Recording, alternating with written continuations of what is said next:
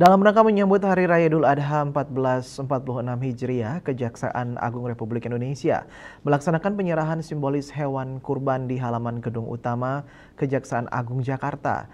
Jaksa Agung ST Burhanuddin mengajak seluruh jajaran kejaksaan untuk menjadikan Idul Adha sebagai momentum memperkuat nilai keikhlasan, pengorbanan, dan empati dalam pengabdian. Dalam rangka menyambut Hari Raya Idul Adha 1446 Hijriah, Kejaksaan Agung Republik Indonesia melaksanakan penyerahan simbolis hewan kurban di halaman Gedung Utama Kejaksaan Agung Jakarta. Kegiatan ini dipimpin langsung oleh Jaksa Agung ST Burhanuddin sebagai bentuk komitmen sosial dan kepedulian adiaksa kepada masyarakat.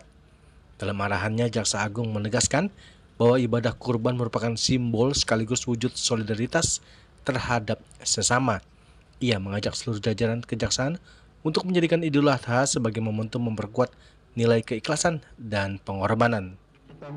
Kurban ini adalah cita sesama manusia yang kita harus saling berbagi, dan tentunya lagi bahwa banyak saudara-saudara kita yang masih kekurangan, dan tentu khususnya adalah yang mungkin di hari-hari biasa tidak pernah merasakan daging gitu.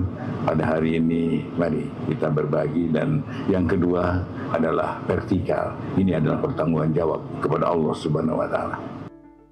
Tahun ini Kejaksaan Agung menyumbangkan total 47 ekor hewan kurban, terdiri dari 37 ekor sapi, 9 ekor kambing, dan 1 ekor domba.